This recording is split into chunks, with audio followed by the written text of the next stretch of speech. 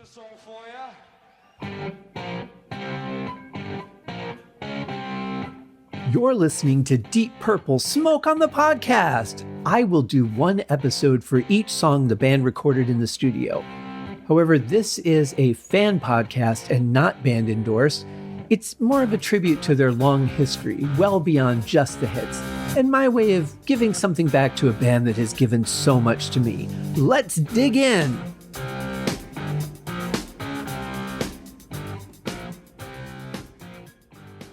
Hello and welcome to another episode of Deep Purple Smoke on the Podcast. I am your host, Scott Haskin. This is season 11, episode number 7, but episode 99 overall.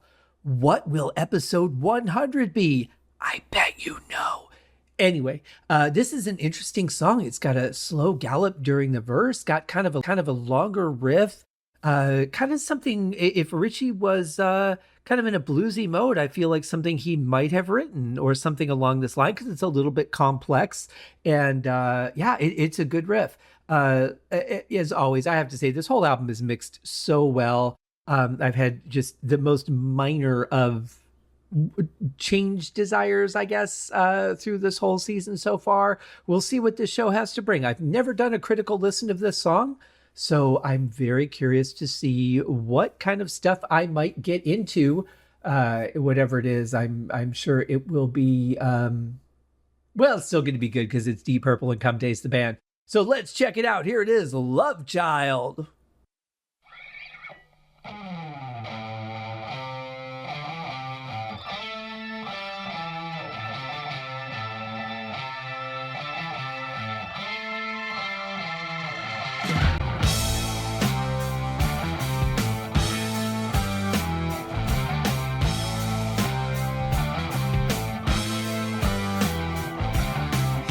You know, sometimes I just forget how patient this song really is. It's such a slow tempo, and I mean, it really works. But you have to be really focused, I think, to play something that's this slow when you're in a rock and roll band. It takes a little bit of concentration to play the slower stuff.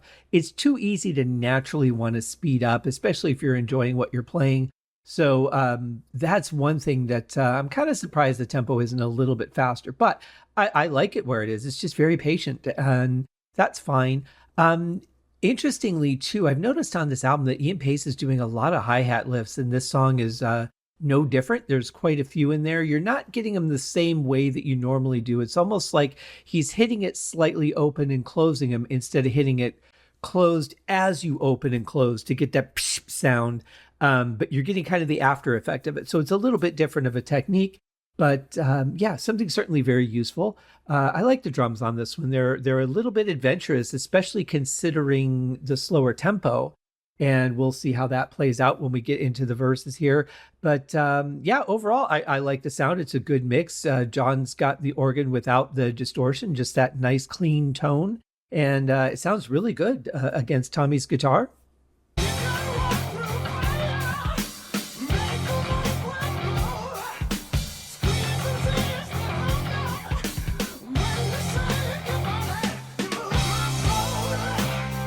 Yeah, a drum fill to go with every line, which is pretty adventurous for this tempo of a song, and something that's kind of, really this bluesy. That's a little more of a rock and roll thing. So it's kind of a nice merger between the two.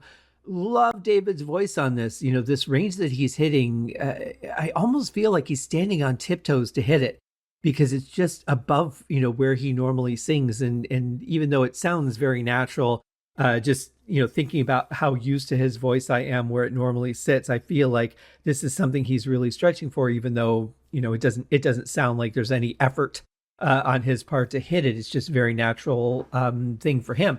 So probably just a me thing, but something I always think when I hear this song. Killer song though. Love the drums, and everything else is kind of really supportive. Again, got that music letting the vocals breathe in between.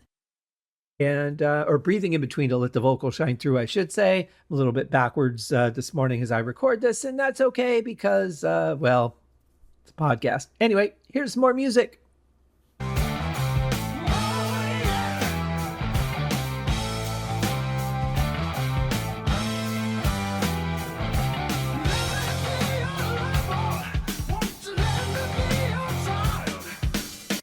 I love when the verse comes in, just all of a sudden it gets really low end heavy, and I love that change right there. It really defines the verse a lot more.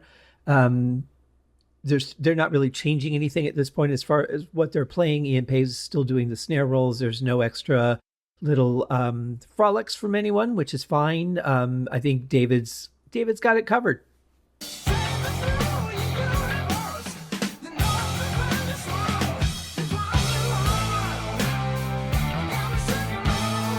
I love the transition back into the opening part again. It's really smooth, and considering how vastly different the two parts are, I think they work together. They flow into each other very well. This is a very well written and arranged song.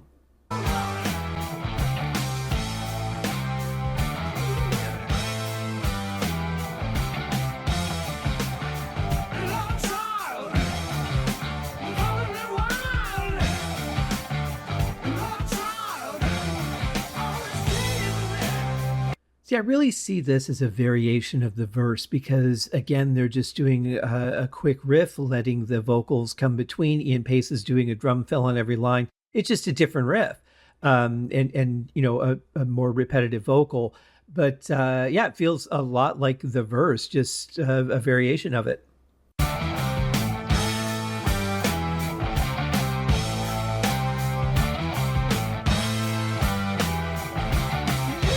There's a really nice line that John's playing just above what Tommy's playing. He's following along, but it's a little bit of a harmony on the organ. It's a little bit in the background, but it's definitely noticeable, and I really like the way that sounds because it just kind of comes out of nowhere.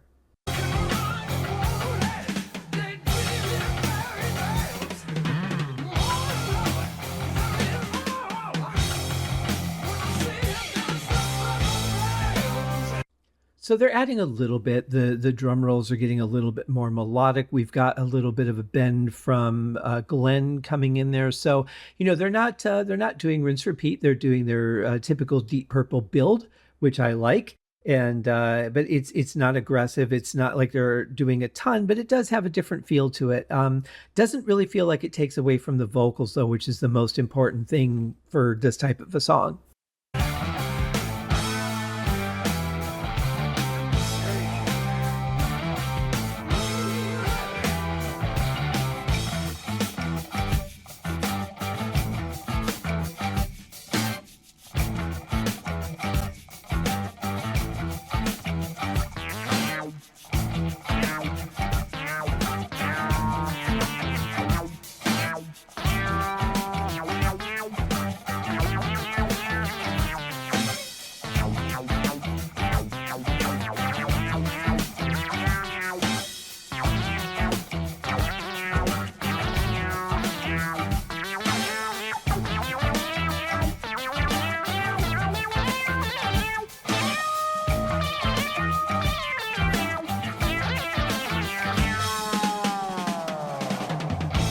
Killer fill from Ian Pace to transition out of this really interesting solo section. It's very bizarre. For one, since the background isn't changing, they're really just kind of playing the same thing. They're not upping it a notch. Ian Pace doesn't change to the ride to give it a different flavor. Like there's really nothing going on at the end of that solo that isn't going on at the beginning as far as the backing track goes. And that's a little bit disappointing. It's kind of quirky too. It's fun, but I don't know. It's just kind of a little bit of a frolic, I guess.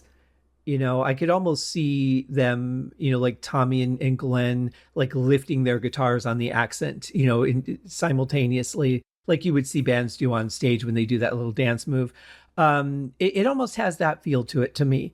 But I mean, it's nice, but that's a long passage without any kind of change or a backing, maybe another keyboard track or something to thicken it up halfway through and give it a different definition, just kind of something. And then the synth is a little bit silly. It sounds like there's a bit of a delay on it as well, like a really fast delay.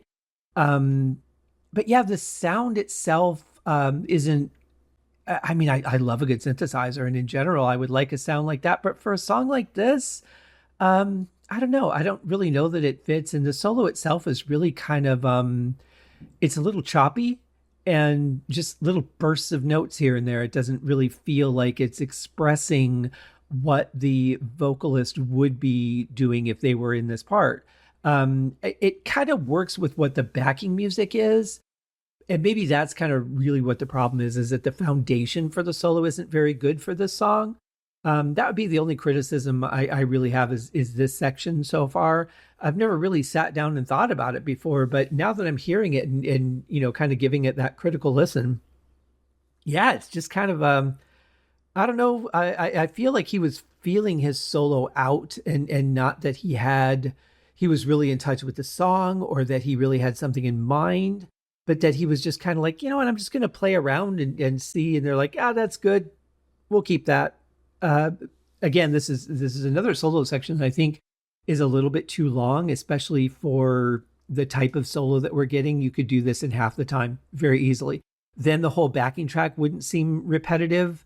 Coming out of it is perfect. Like, I love the way that it goes back into, we're about to get to the main riff again, but I love the transition that Ian Pace plays here. That's perfect. I wouldn't change that at all. But the whole solo section, if you're not going to have a solo that really fits the emotion of the song, that really takes the place of the vocalist and carries on the story that he's telling, it's almost like he's just walking down the street trying to pick out a hooker. It just doesn't associate to the song or anything. So yeah, not a fan of that section.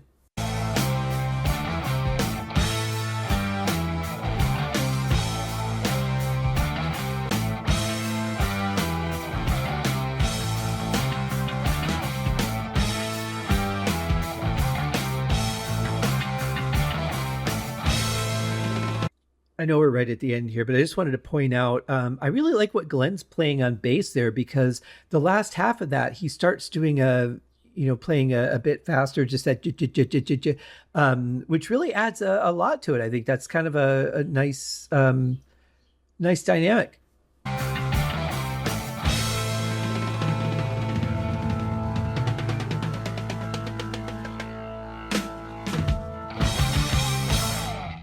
Another example of how great those melodic options are for Ian Pace.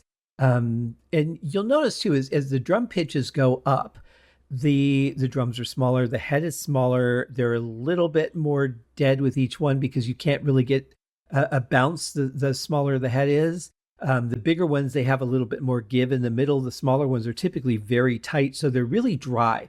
Like a larger drum, like let's say, like a 16-inch floor tom, for example, will ring out, the head will snap back after you hit it. With, like a 4 to 6 inch drum, even, well, I wouldn't say the eights. The eights have a little bit of give to them, but like a 6-inch drum, 4-inch drum, anything smaller than that, the head is just really tight. When you hit it, it has no give whatsoever. There's no like natural reverb to it because they're not real deep. So they're just really dry and dead. And in a way that kind of works. You could certainly put some reverb on them. You could boost up the low end frequency in the mix if you wanted to, put just a little bit of EQ on it to kind of thicken up the sound. But honestly, I like that they're a little bit dead. I think it adds just a little something to me. And this kind of reminds me that this is actually, for me, it's kind of an autumn album for some songs. This one for sure. That would have been when I was, first really got into this, would have been in the autumn. I know that Coming Home, I Need Love, Drifter, those are summer songs for me. But yeah, this one, just that ending just kind of hit me, and it reminded me that, wow, yeah, this was in the fall when I was really into this. I like the song overall. I think that middle, or that solo section, is a little weak, and then we have a nice ending, but we just repeat the riff a bunch of times and then end it. I don't know. I think that part of the arrangement could have been a little bit better, but everything up to the solo was fantastic. And then I think it just kind of lost momentum there. That's just me. And feel free to differ. But I will say I like the sound of the song. I do like the mix. I think there's some nice little surprises in there from Glenn. But as I'm looking at, the overall list of the 11 songs that are on, or I'm sorry, the 9 songs that are on this album, I would have to say this is probably the weakest for me of all the tracks. I mean, they're all good, But this is, if there was one that I could make an argument for, could have been like an alternate or a bonus track or something. I don't necessarily know that this one needed to be on the album. You've got 8 tracks, just depending on the amount of minutes, they might not have been able to leave it off. It's a decent song, but like I said, it falls apart come the solo a little bit for me. So if anything could have been potentially left off the album, I would have said probably would be this one. But I still like the song. I still enjoy it. I don't skip it when it comes on. If I'm listening to the whole album, I let it play and I enjoy it. But now that I'm doing this, critical listen, yeah, I do feel a little bit different about it than I have in the past. I'm sure that will stick with me for a while, and at some point I'll forget all about it and just enjoy the song the way I used to. That's part of the cross you bear when you're doing a critical listen like this. It can change your perspective of what you're listening to. But overall, yeah, I would say it's a good song. Just, out of the ones that we've got, I mean, you're talking about, like Coming Home and Getting Tighter, and there's so many great songs on this album. Something's gonna be the weakest, no matter what. There's always, there's a strongest song, a weakest song. That's gonna happen no matter how good your collection is. It just gets hard to rate them sometimes. But this would be a pretty easy last for me, but that by no means is a bad thing on this album, because like I said, there are no bad tracks on Come Taste the Band. But that, you guys, is our show for today. Hope you guys enjoyed it. It is Tuesday, so tomorrow check out whatever the hell I'm doing on the Haskincast podcast. I'm recording this, I don't know, like almost 7 weeks ahead. So I have no idea what will be airing. I have something on the list. Whether that'll end up being the episode, I don't know. Because sometimes I get these last minute things, like an interview will come to me and I'll be like, oh, I'll put it here, or I'll put it there, or there's a release date I have to work around or something. So even while I have the show usually planned about a month ahead, it seems like it's very often that I have to flip episodes around. The nice thing is, other than the interviews or the record reviews I do for the Cherry Red record release dates, everything else can just kind of go wherever. So I can move things around without it being too difficult. The one caveat that I've got to that is if I'm doing a series on something, I like to make the series the first episode of the month. So when I did the 4 parts of Beethoven's Seventh Symphony, it was every first of the month episode was another movement of Beethoven's Symphony. So I do like to have that be as consistent as I can. But the nice thing is if I can't make that work, I can always release something else as a bonus episode, or release that a day early, or something like that too. So it is nice to have that flexibility. For this show, however, Monday, Tuesday, Thursday, Friday, every week, you're getting a new episode. Haven't really had anything to stray off of that path up to this point. And we are, 11 albums in. So that's all right. I'd sometimes like to have some consistency and to know what's coming ahead of time. With Haskincast, I can be a little more flexible with that. I suppose I could with this show, but this is the schedule I set. It worked for 2.5 years with Uriah Heep, the Magician's podcast. No reason it won't work here as well. Everything is still up in the air for the new album, because as I'm recording this, it is not done yet. So there's that. But anyway, you guys have a wonderful day. Check out the Haskincast podcast tomorrow. Check out Deep Purple podcast. The links are in the show notes, you guys. Take care, and we'll see you on the next episode. Cheers.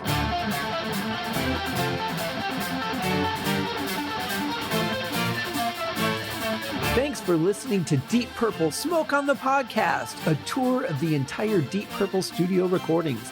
Please remember to give the show a rating on Apple Podcasts or wherever you're listening. Leave a comment and tell your friends.